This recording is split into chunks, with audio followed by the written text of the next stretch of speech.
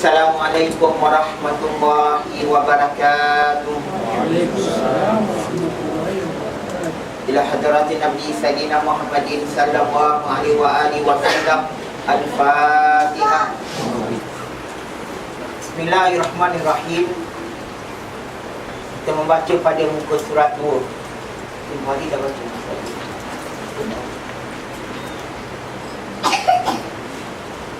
Bismillahirrahmanirrahim. Kita pergi kepada menerangkan berkenaan secara ringkas akan datuk-datuk kekasih kita sallallahu alaihi wasallam.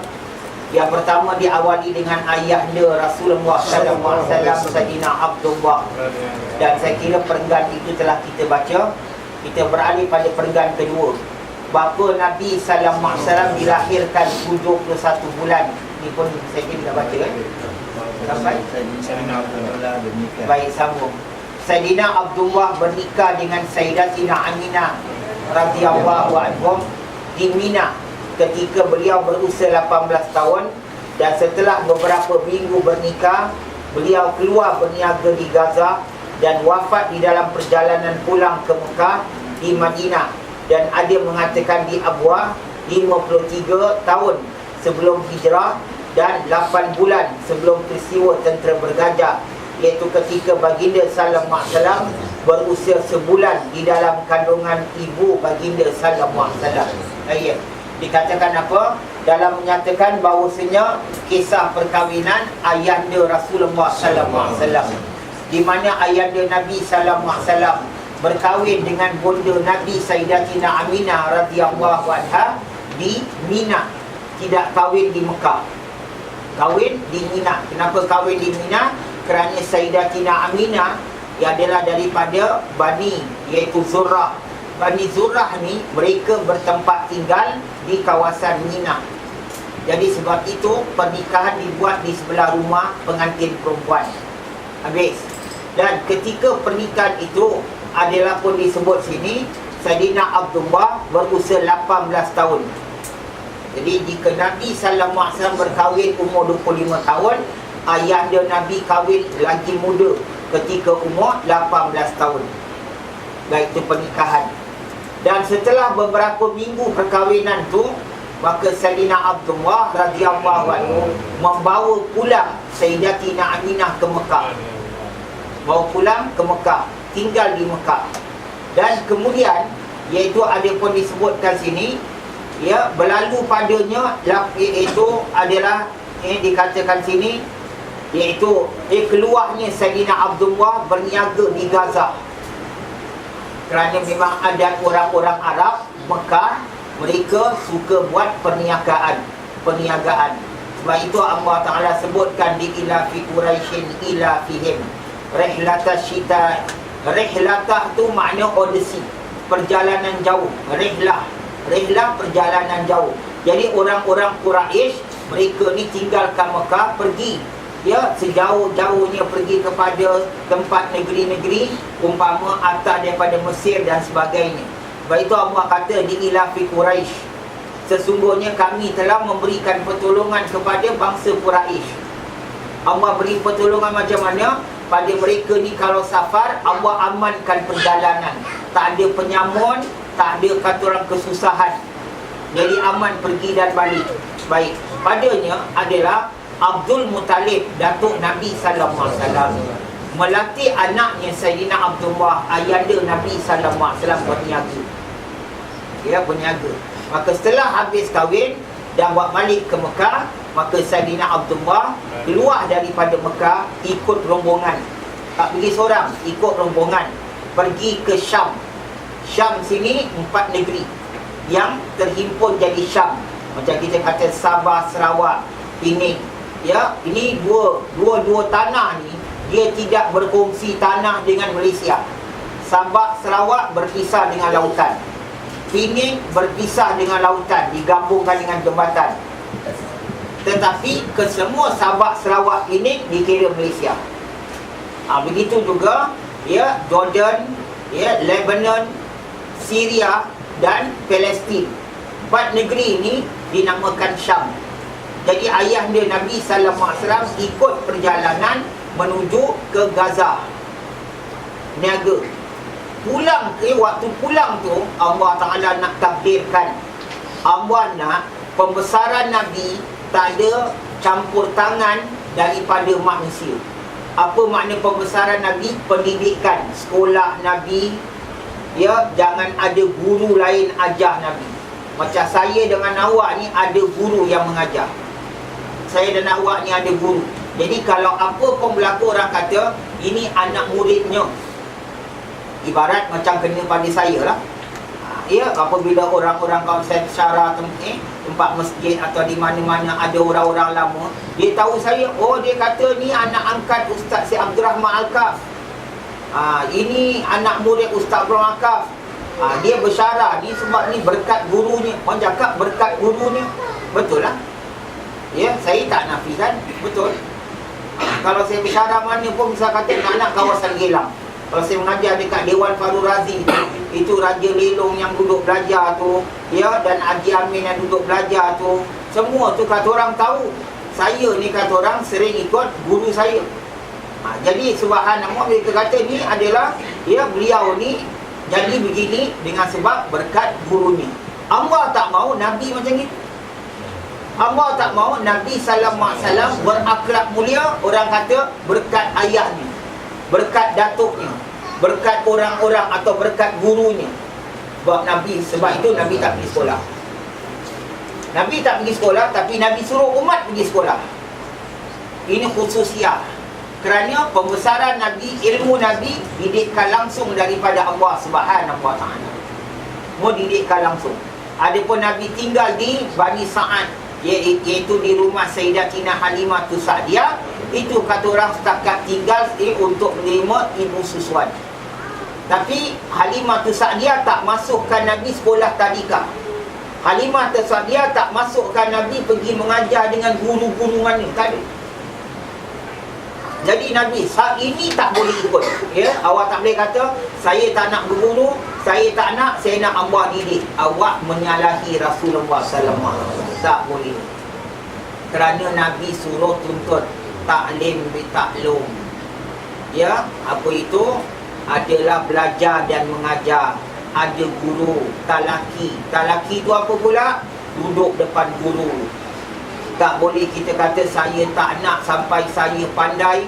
Orang kata saya ni anak murid ustaz itu, anak murid Habib tu. Jadi dengan tu saya baca buku aja. Saya baca buku, beli buku agama kat mana-mana kedai, duduk baca-baca sampai habis, beli rajin baca. Akhirnya besok awak mensyarah, awak mengajar sebagainya. Orang kata siapa guru awak? Tak ada, saya tak ada guru. Ni semua daripada Allah. Tak boleh. Walaupun orang kata semua daripada Allah, tak boleh juga. Apa pasal tak boleh? Pasal ini adalah Allah dan Rasulnya mewajibkan belajar. Mewajibkan belajar. Sebab tu Nabi SAW kata, tuntut ilmu itu wajib bagi laki-laki dan perempuan. Wajib. Jadi bila tuntut, dia mesti ada tempat yang kita menuntut. Tuntut, ambil, cari. Itu nama tuntut. Ya, tempat mana kita nak cari, tempat mana yang kita nak ambil, mesti ada tempat orangnya. Orangnya kita nama, itulah tempat yang kita menuntut. Minta kepada dia ilmu. Subhanallah. Baik, jadi balik padanya, Allah Ta'ala takdirkan kewafatan ayahanda Nabi sallallahu alaihi wasallam. Baik, ini kewafatan dia tidak berlaku di Mekah. Jadi makam Nabi tak ada di Mekah. Makam Nabi ada di Madinah. Makam Nabi ada di Madinah. Ada pun yang mengatakan di Abwa, itu makam ayahnya, itu makam bonda Nabi sallallahu alaihi wasallam. Bonda Nabi di Abwa. Manakala Nabi, ayah dia Nabi di Madinatul Munawwarah. Baik. Ada pun perkara ni berlaku 53 tahun ya sebelum hijrah. Maknanya Nabi belum lahir lagi. Ya, lagi 53 tahun kalau Nabi lahir, Nabi akan hidup kat Mekah 13 tahun. Kemudian di 13 tahun setelah jadi Rasul. Ya, sebelum jadi Rasul umur Nabi 40 tahun. 40 campur 33, campur 13. Itu yang kata 53 tadi. 53 tahun sebelum hijrah. Baik, wafatnya ayahanda Nabi sallallahu alaihi wasallam dah berlalu 8 bulan, baru ada kisah tentera bergajah nak datang robohkan Kaabah. Bismillahirrahmanirrahim. Alam tara kaifa fa'ala rabbuka bi ashabil fil. Ramai. Alam yaj'al kaidahum fi tadlil wa arsala 'alaihim tayran ababil tarmihim bi hijaratin min sijil faj'alahum ka'asfin ma'kul. Sadaqallahul azim. Baik, ayat ni turun, Rasulullah sallallahu alaihi wasallam tak jumpa tu zaman. Nabi tak jumpa tu peristiwa. Sebab Nabi dalam yang dikatakan sini ada dalam perut 8 bulan sebelum peristiwa. Subhanallah. 8 bulan sebelum peristiwa Abraha bawa tentera-tentera bergajah. Dia bawa 20 ekor gajah. Tapi gajah dia bukan gajah yang awak tengok kat TV. Gajah dia bukan gajah yang awak tengok dekat TV. Gajah dia bukan gajah yang awak tengok dekat Zoom. Ulama tafsir kata gajah dia adalah gajah yang besar-besar yang hari ini dah pupus. Sebab tu dia pakai 20 gajah. Daripada negeri Yaman, dia berarak di gajah berjalan masuk negeri orang. Orang tak kasih masuk. Tak kasih masuk, dia serang negeri itu. Abraha dengan tentera dia, dengan gajah. Tentera, habis negeri itu porak-peranda, dia tawan. Kemudian dia jalan lagi. Ada negeri, ibarat sekarang lah, awak nak pergi serang mana? Awak nak serang Kelantan. Awak masuk Johor, Johor tak kasih, awak serang Johor. Lawan-lawan dengan Johor, Johor kalah. Jalan, ya, tawan Johor. Kemudian nak masuk Pahang, Pahang tak kasih. Lawan Pahang, Pahang kalah. Begitu masuk Terengganu, Terengganu tak kasih. Terengganu pun awak lawan. Begitulah. Jadi Abraha begitu. Daripada Yaman dia masuk negeri orang, semua kalah. Allah kasih dia menang. Sedangkan dia nak buat zalim, dia nak pergi merobohkan rumah Allah. Baitullahil Haram dia nak robohkan. Tapi Allah kasih dia muka lah. Jadi kat sini ada satu pengajaran. Kadang-kadang kita kata, kalau dia jahat, kenapa dia popular? Selalu ni makcik-makcik suka cakap macam ni. Makcik-makcik, ada pakcik-pakcik pun ada suka cakap ni. Ya, tak kecuali kita-kita yang orang-orang pemuda-pemudi ni pun kadang-kadang cakap, kalau dia jahat takkan dia popular. Kalau dia jahat, dah tentu tuan tak kasih dia naik. Tak, subhanallah. Allah nak hayalkan orang zalim tu, Allah beri dia dunia. Macam mana Allah dah berikan banyak orang zalim dengan dunia yang mewah, lebih dari populariti orang yang ada dalam Singapura. Sama ada dia menteri, sama ada dia ustaz, sama ada dia imam, sama ada dia siapa. Contohnya Allah berikan dunia lebih daripada orang Singapura, Namrud. Allah berikan lebih daripada ustaz ulama mana pun jahat, lebih daripada ustaz orang Singapura atau ustaz negeri mana pun baik, Fir'aun. Subhanallah. Nabi Musa kena lari, Fir'aun kejar. Sepatut Nabi Musa kejar Fir'aun, Fir'aun yang lari. Kita balik, Nabi Allah kena kejar, orang zalim kejar. Sepatutnya orang zalim Allah kejarkan dengan peti. Orang zalim Allah kejarkan dengan angin akmar atau sakit stroke apa pun baik. Tak, Allah tak kasih dia pun. Allah kasih dia hayal. Jadi kat situ nak ingatlah, tak boleh kita cakap kalau dia jahat. Bisa kata orang cakap, umpamalah ada satu orang tu popular lah dalam negeri kita, popular. Tambah popular, duduk jawatan tu jawatan ni, macam-macam jawatan. Sehingga dia ni kalau besok awak nak minta apa-apa, dia punya signature laku. Yang dalam bahasa Inggeris nama referee. Bukan referee bola atau filau.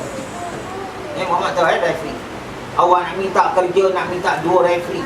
Dan 2 referee ni tak bolehlah orang-orang sebarangan. Orang yang ada pangkat kat Singapura. Awak nak minta siapa? Minta saya tak laku. Minta ustaz itu tak laku. Nak minta satu ustaz ni, dia laku. Dia punya laku. Tetapi dia zalim.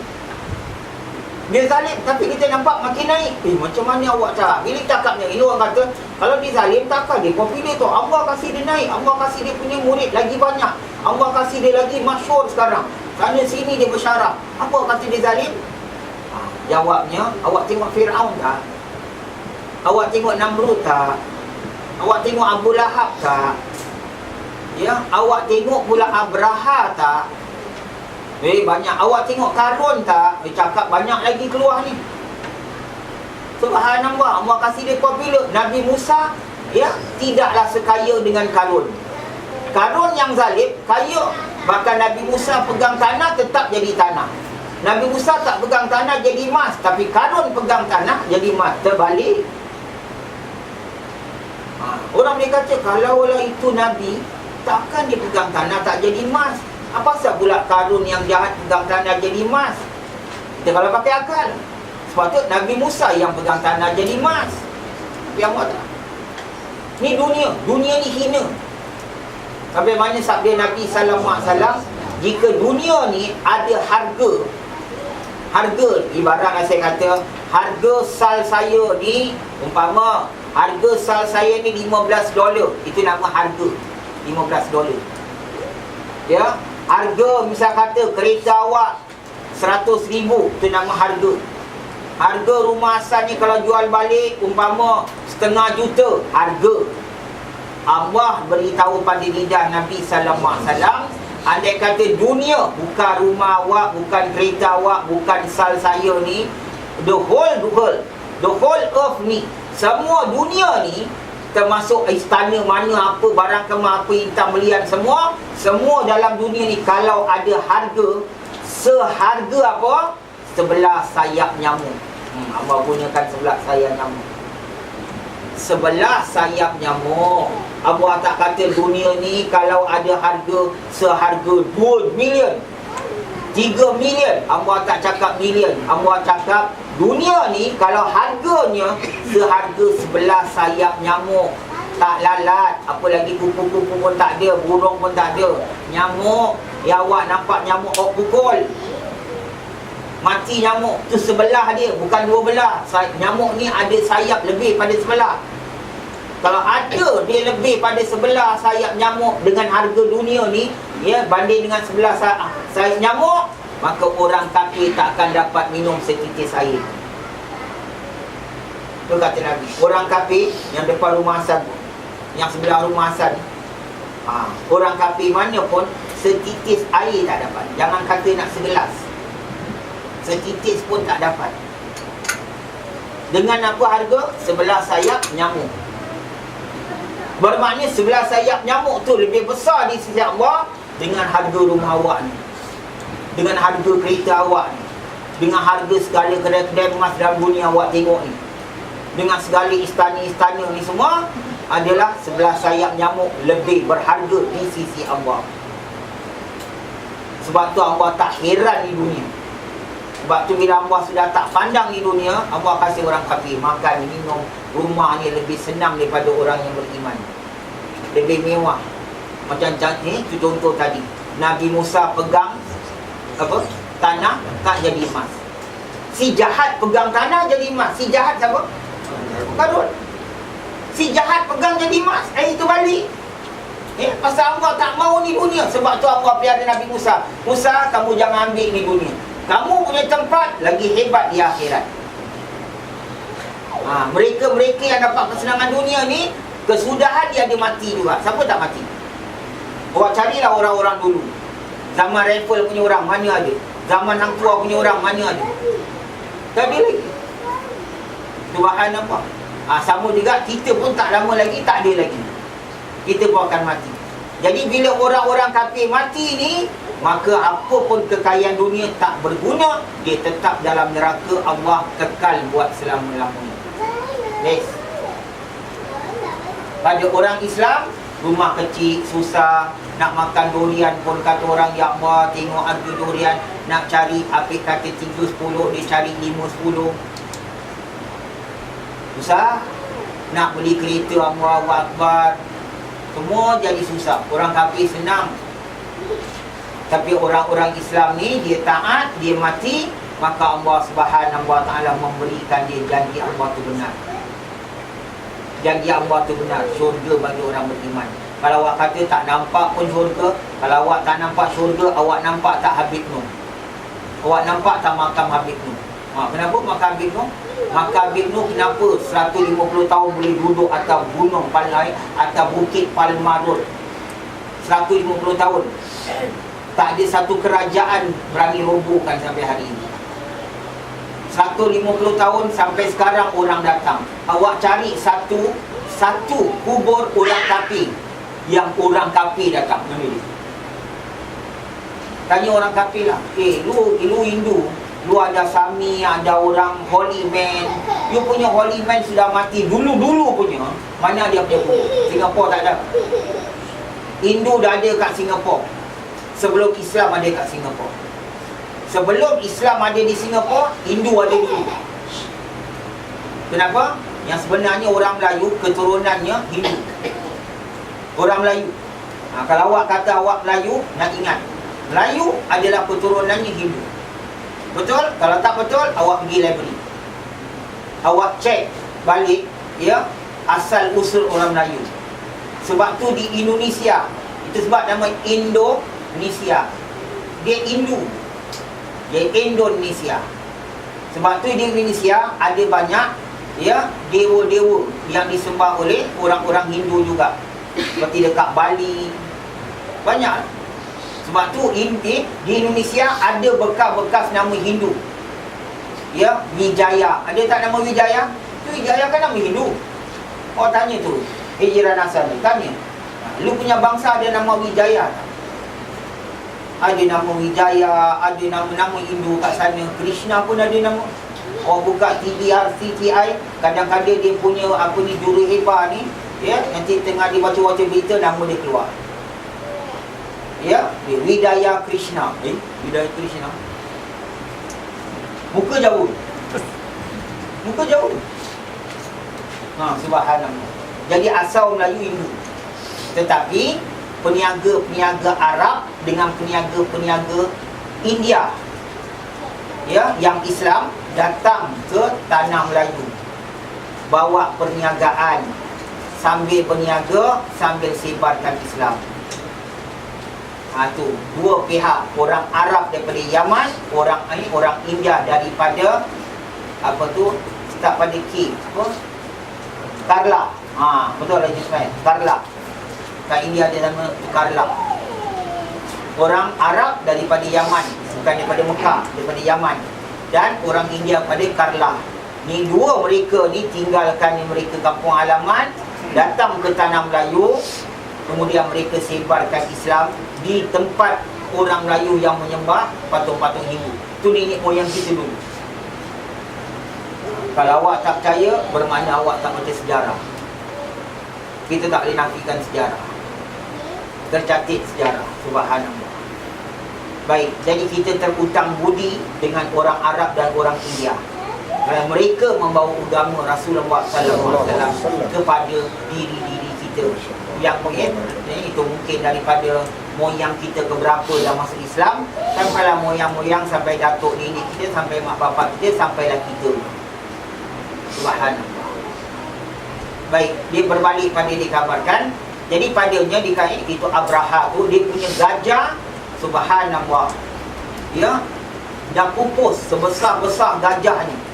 Itu ada, kalau orang baca tafsir, dia punya belalai gajah tu boleh angkat berapa ratus orang. Dia punya panjang besar gajah tu. Dia bawa tu nak robohkan Kaabah. Allah berikan kemenangan sampai ke masuk negeri Mekah. Tapi dia berhenti dekat satu kawasan nama Wadi Muhasir. Dia tak masuk tanah haram, Wadi Muhasir. Sampai Wadi Muhasir, maka dia tak nak bunuh masyarakat Mekah. Dia cuma datang, dia nak robohkan Kaabah, nak balik.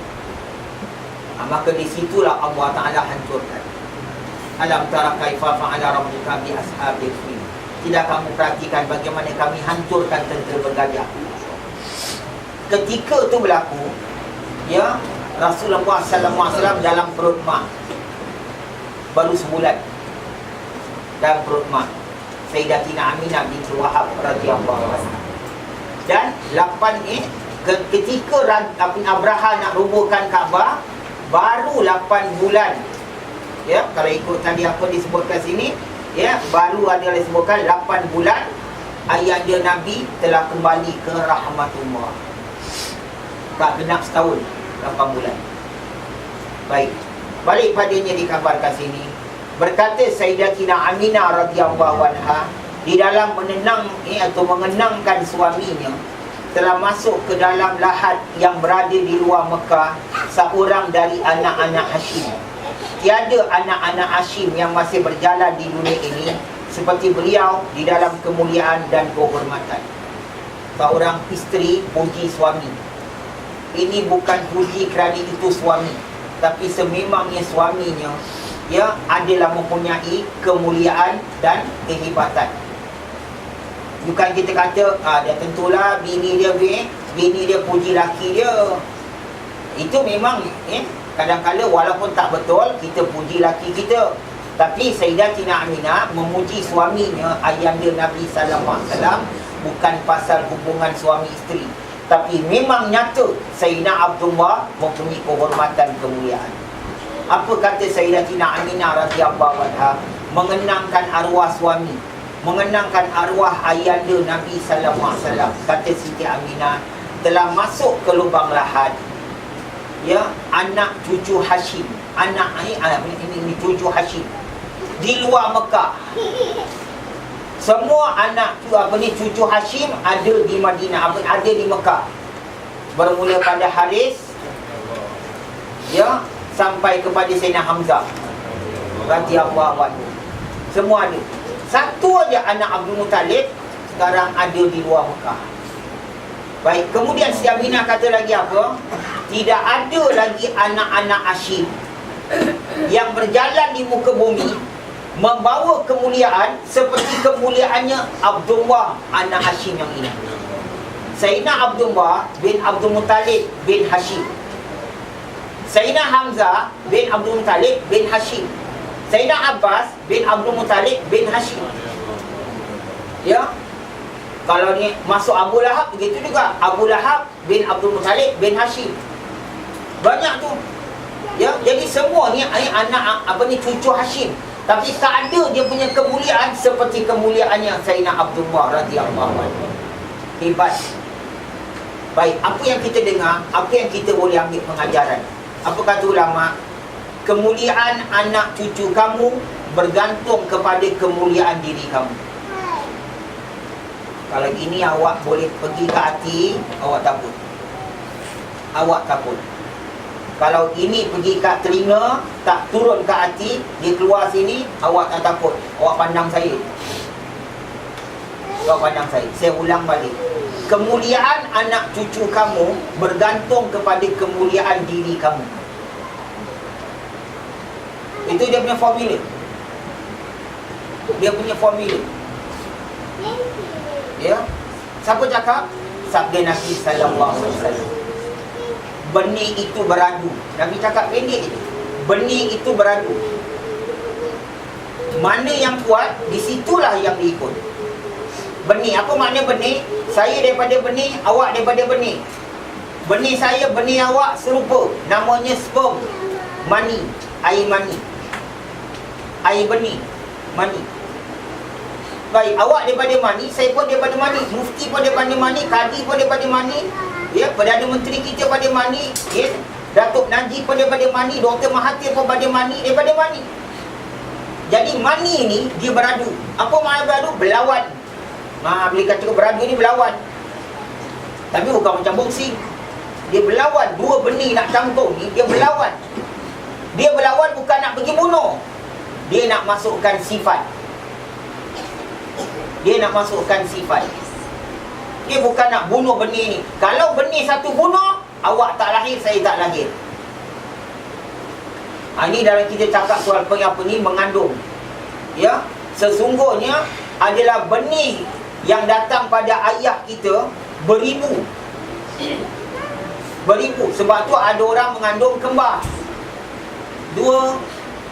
Apa pasal boleh dua? Apa pasal kita, mak kita, mengandung kita seorang? Apa pasal tak dua? Ada orang mengandungkan 3. Baru ni berlaku dekat Europe 6 sekali. Terperanjat. Saintis terperanjat. Satu orang perempuan mengandung 6 sekali dalam perut. 6 sekali lahir. Satu keluar. Subhanallah. Biasa kita dengar kembar 2, kembar 3, kembar 4 pernah berlaku. tapi tak pernah berlaku kembar 6. Dia berlaku kembar 6. Macam boleh 6 pula sekarang ada perut mak dia. Pelik. Apa pasal orang tu pula mengandung? Banyak orang mengulih, orang mengandung atau satu baby. Jarang ada 2, tapi ada. Apa pasal? Ya, kerana benih tu bila pergi, maka dia bunuh satu dengan lain. Ya, dia empat dia. Jadi mana yang kena 4 mati. Maka yang hidup saja yang pergi ke rahim mak. Bila pergi ke rahim mak, maka bercantumlah dengan benih mak yang dinamakan telur. Tempat ovary. Bahasa Quran rahim. Baik, berbentuklah dia dengan darah.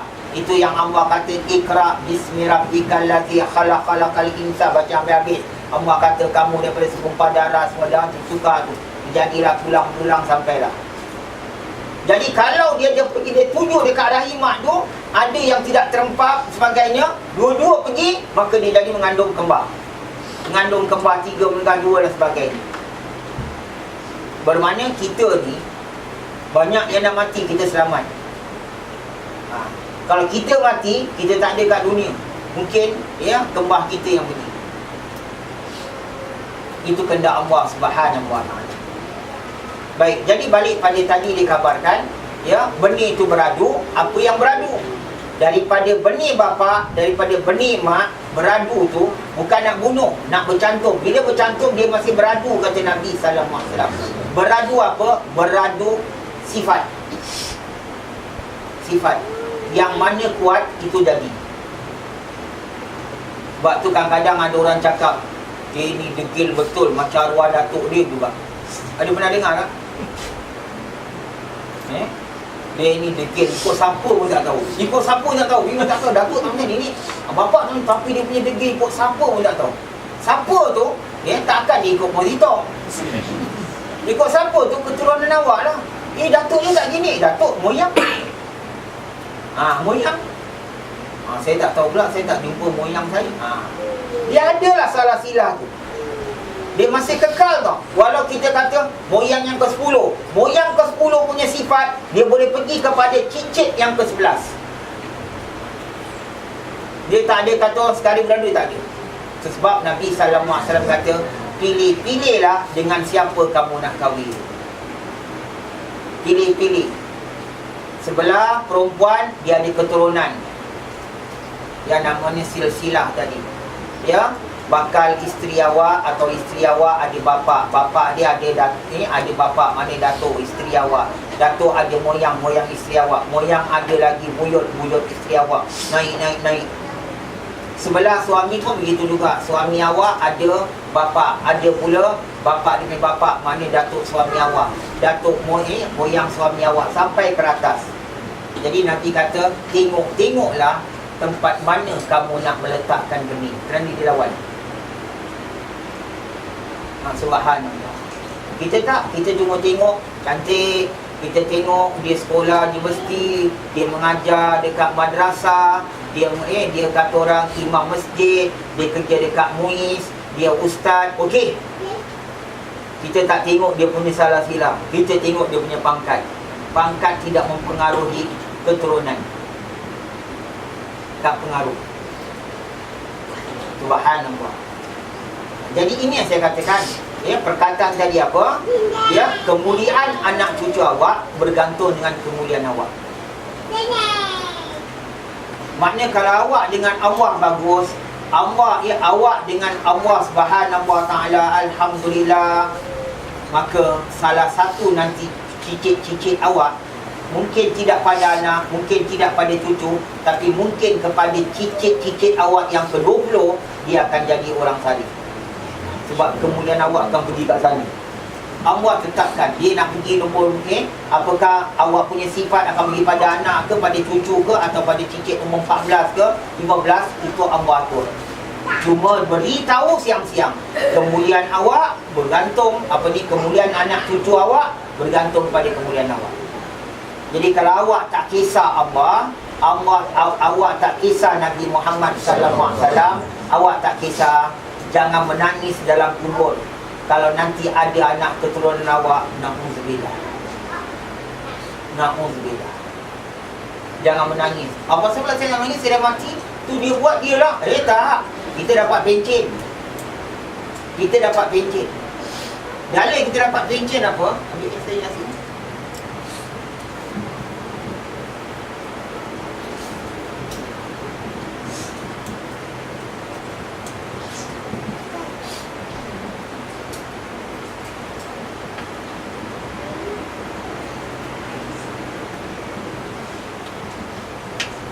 Baik, pada suratul Kahfi. Pada suratul Kahfi, pada ayat 82. Baik, sebelum saya baca ayat ni apa? Auzubillahi minasyaitonirrajim. Wa ammal jidaru faqana liwalimaini yatimaini fil Madinah. Wa kana tahtahu kanzul lahuma wa kana abuhuma salihah. Fa'arada rabbuka an yablugha ashuddahuma wa yastahrija kanzahuma rahmatan min rabbik wa ma fa'altuhu an amri zalika ta'wilu ma lam tastati alaihi sabra. Sadaqallahul azim. Apa katanya? Ayat ni Allah Subhanahu wa taala sebutkan dalam Quran surah Al-Kahfi.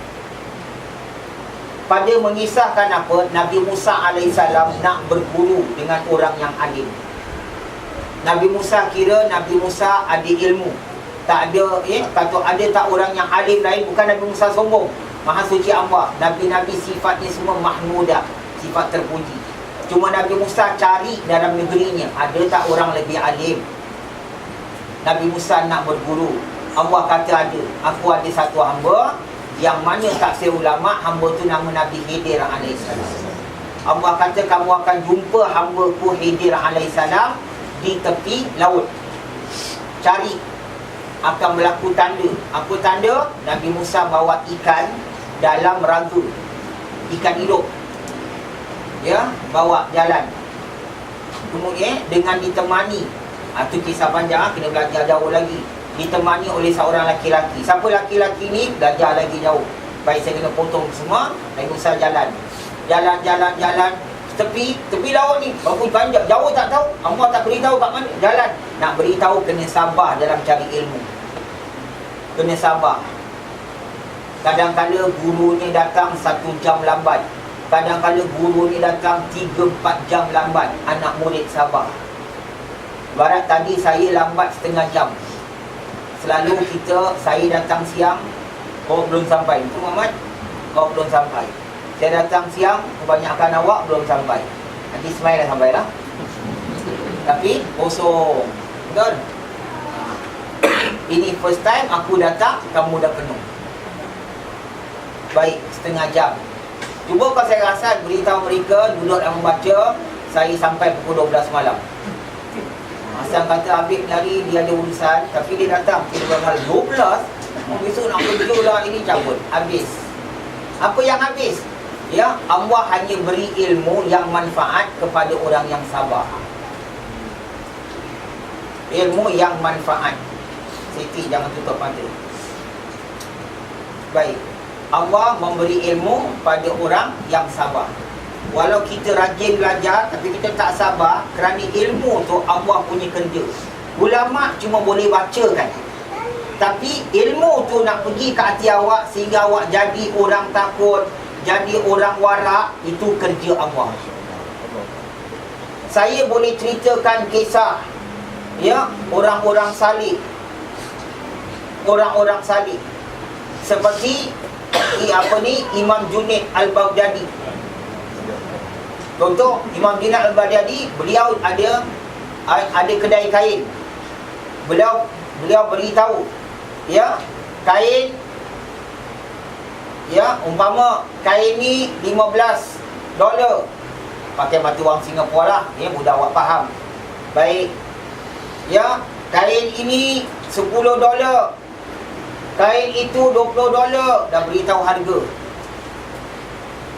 Imam Junaid tinggalkan tempat perniagaan, beliau asyik dengan Allah, beramal. Orang salih berniaga. Orang salih tak ada kata tinggalkan dunia, duduk kat masjid, beramal, orang masuk tengok, buat pisang tak? Buat telur tak? Tak, itu bukan orang salih. Ya, subhanallah, menyaga. Baik, padanya besok Imam Junaid datang.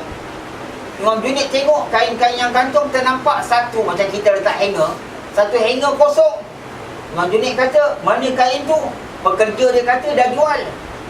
Imam Junaid kata, kamu jual berapa? Saya jual 100. Ha? 100? Kan aku kata kain tu 15. Mak tuan, saya salah jual lah, tapi orang tu beli juga. Ya, saya kata 100, dia tanpa tawar-menawar. Terus dia kasih dia suka dengan warna dia. Dia kata dia suka tapi aku tak suka. Kain 15 tak boleh jual 100. Kalau kena kita, bagus. Awak ni bagus. Kalau aku dapat pekerja macam ini lagi 10, rumah banglo aku. Ya, malam tutup dalam tanah, siang bila. Sikit subhanallah. Imam Junaid kata, aku tak suka. Siapa beli? Tuan, saya tak tahu, tapi saya tahu dia bukan orang kampung ni, dia kampung orang sebelah. Ya, saya tak tahu siapa nama dia. Imam Junaid pergi kampung sebelah. Setiap rumah Imam Junaid ketuk. Assalamualaikum. Adakah awak beli kain kat kedai saya yang kampung sebelah sekian? Semua rumah ketuk. Awak tengok orang takut. Sampailah subhanallah, banyak begitu rumah. Bayangkan ni kampung, bukan satu kata orang hutan, satu rumah aja. Begitu jenuh lah, kata Melayu, penat. Ketuk-ketuk, last dapat satu orang. Betul, saya beli tu. Berapa beli? 100. Dia bilang, tuan, saya salah, pekerja saya salah jual. Itu kan 15. Tak boleh 100. Saya nak kasih balik duit ni. Balikkan berapa? 85. Kata dia, tuan, saya suka warna dia dan saya beli dengan keredaan. Ya, saya tak ada pun kata dia potong leher ke apa macam kita lah, cekik darah ke lintah darat ke, semua tak ada cakap. Saya reda meredai. Dalam ukul jual beli, pembeli reda, penjual pun reda. Halal tak? Halal. Tapi Imam Junaid hukum fiqh kata halal. Hukum tasawuf, tasawuf makna apa? Kebersihan hati. Aku tidak suka menyusahkan umat Islam.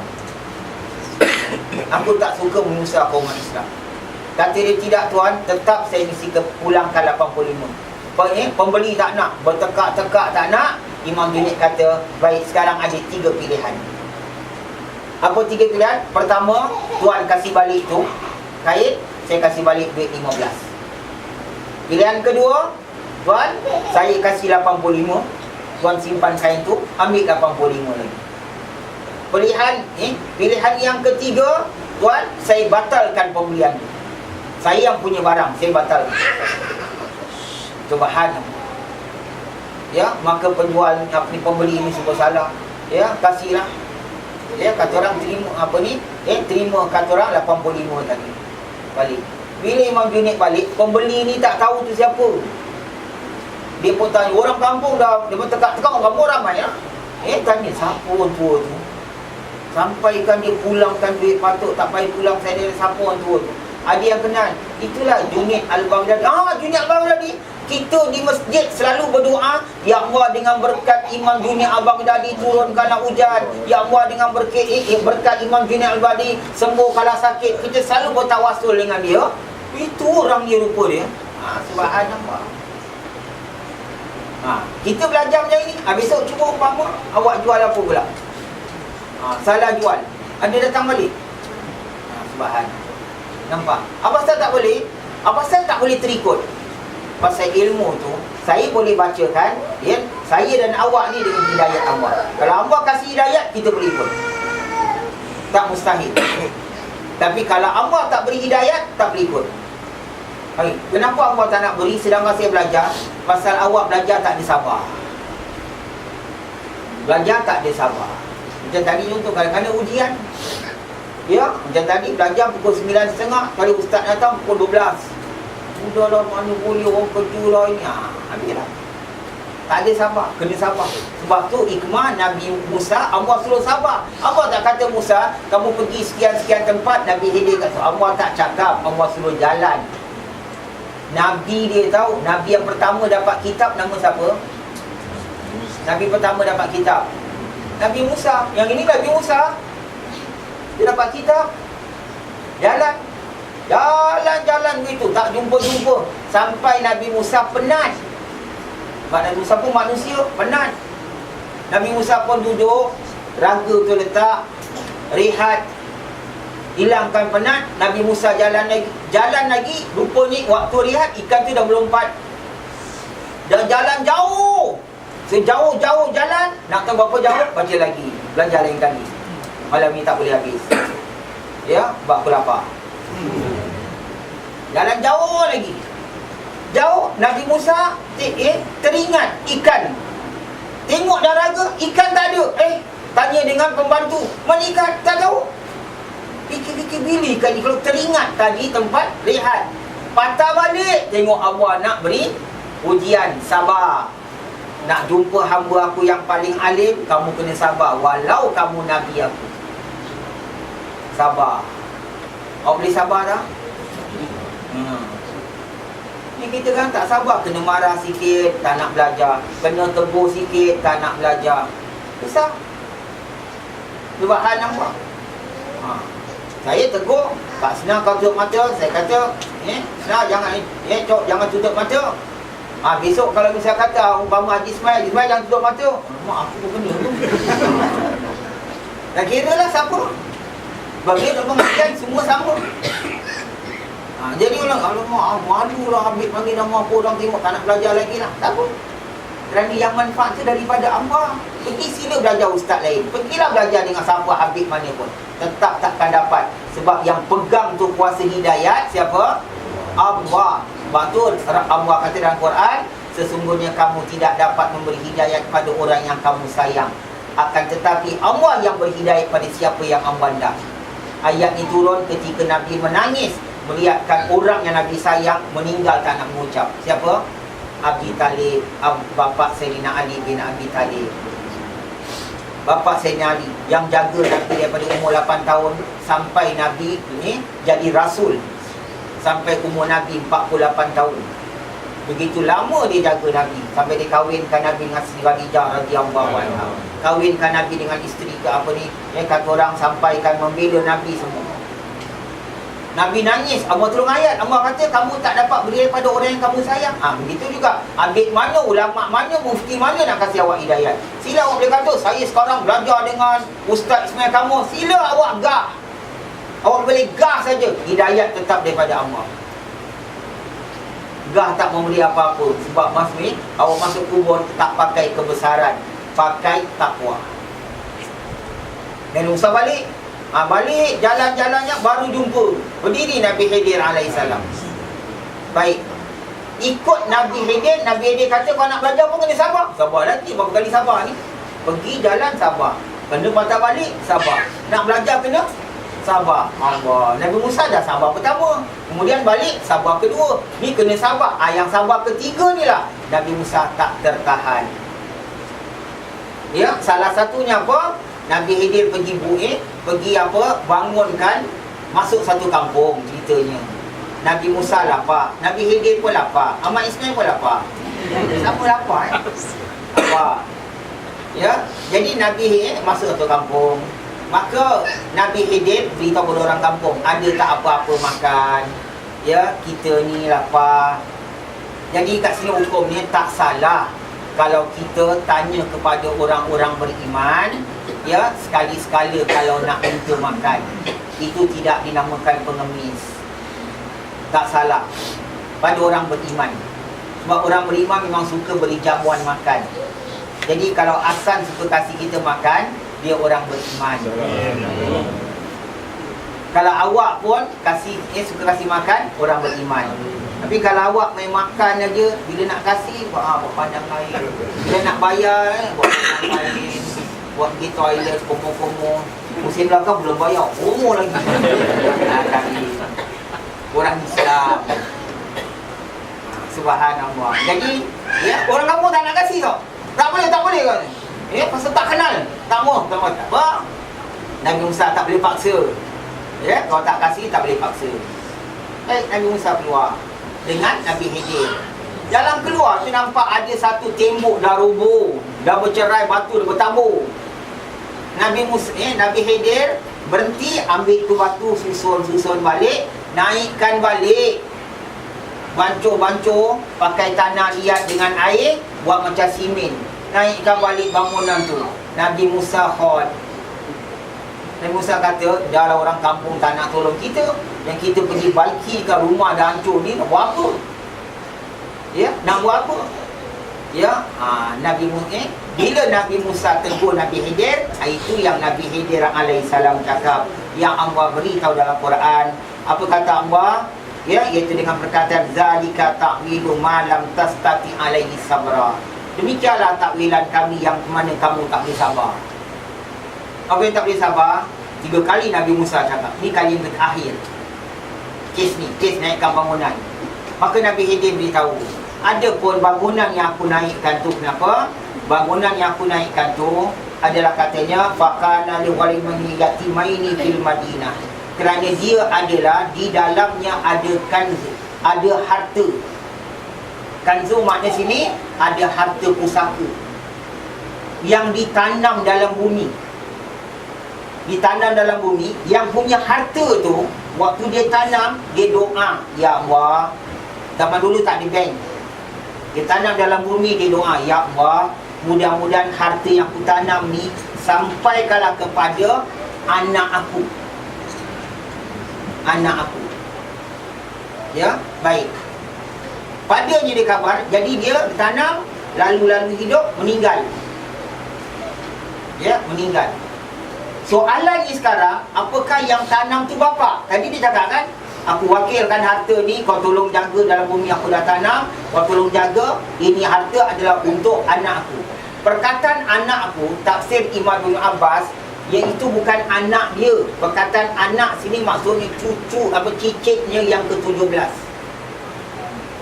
Faham? Cicit yang ke-17. Adam ni cicit ke berapa, Jisman? Cucu Cucu pula ada cicit. Ada cicit. Maya punya anak cicit. Itu bilangan yang keberapa? Baru satu kira? Betul? Satu. Bilangan cucu ada 8. Tapi semua ni baru satu lapisan. Dia 17 lapisan tau. Faham? Lepas cucu, cicit. Lepas cicit, oneng-oneng. Lepas oneng-oneng, apa? Buyut. Buyut atas pak. Buyut moyang ke atas. Lepas oneng-oneng, entah-entah. Betul, entah-entah. Dalam kamus Dewan Melayu, dia tulis selepas daripada oneng-oneng, entah-entah. Lepas entah-entah tu saya tak hafal. Ada tulis lagi panjang bang, ada orang lain kena hafal lah. Ya, entah-entah, forget. Baik, 17 tau. Bermakna moyang yang keberapa tu, moyang yang ke-17, waktu dia tanam tu dia kata, ya Allah, ini untuk cicit aku yang ke-17. Waktu rumah tu runtuh, dah lama. Jadi anak dia tak jumpa, sebagai tak jumpa. Lalu masa sampai anak meninggal, cucu meninggal, cicit meninggal, meninggal sampai ke-17. Yang ke-17 ni pula yatim. Ya, cicit ke-17 ni yatim, mak bapak dia dah meninggal, yatim. Sebab tu Allah sebut dalam Quran. Ya, Allah kata tadi dalam Quran sini, yatimaini. Aduh. Ya, yatimaini fil Madinah, dalam kawasan tu. Ya, wakana tahtahu kan, ya, wakana tahtahu kanzun lahuma. Ya, ada harta untuk mereka berdua. Ada harta. Maka Nabi Musa kata alaihissalam, itu dia kata Nabi Khidir alaihissalam, wakana abuhuma salihah, dan moyangnya yang ke-17 tu adalah orang salih. Allah sebut dalam Suratul Kahfi, moyangnya yang tanam tu harta adalah orang salih. Nak beritahu kita ni moyang ke-17, kadang-kala tu benda boleh pergi, sifat kita ni boleh sambung sampai yang keturunan ke-17. Tu dalil Quran. Sebab tu duk cakap tadi, sadaqallahul azim. Ya, dan ingat, sifat kita akan turun kepada anak cucu-cucu. Bagaimana Allah, kita dengan Allah dan Rasul, nanti kita akan lihat lah. Dia akan ada, subhanallah. Jadi saya, awak ni semua, kalau kita jadi begini, kemungkinan ada daripada keturunan kita. Tak tahulah sebelah moyang keberapa, wallahu a'lam bissawab. Ikut siapa tak tahu. Ya, ini kita katakan sebab ya, jadilah orang baik. Ya, semoga keturunan kita baik. Yang kata saya tak jadi baik, mungkin moyang saya gangster lah, lepas tu saya kan nak pukul orang ni. Kita boleh tukar. Sebab tu jangan kata, habis kalau moyang saya mafia macam mana, saya mungkin kena mafia. Awak boleh tukar. Sebab tu keadilan Allah. Awak tukar. Itu janji Allah setorat. Kami takkan ubah nasib satu kaum sehingga kaum tu mengubah sendiri. Ubah. Ya, memang sudah begitu awak punya keturunan. Ya, memang kata orang tu, ya, datuk kita gangster kampung ubi. Ya, moyang kita ke-18 mafia Itali besar-besar. Semua tinggi-tinggi. Habis kita macam mana sekarang? Kita boleh ubah. Suratul Ra'd. Allah kata, kami takkan ubah nasib kamu. Kalau memang kamu serang begitu, kamu akan jadi. Tapi kamu boleh ubah nasib kamu. Jadi kita ubah untuk apa? Anak cucu yang akan datang pula. InsyaAllah sambung kita. Wallahu a'lam bissawab.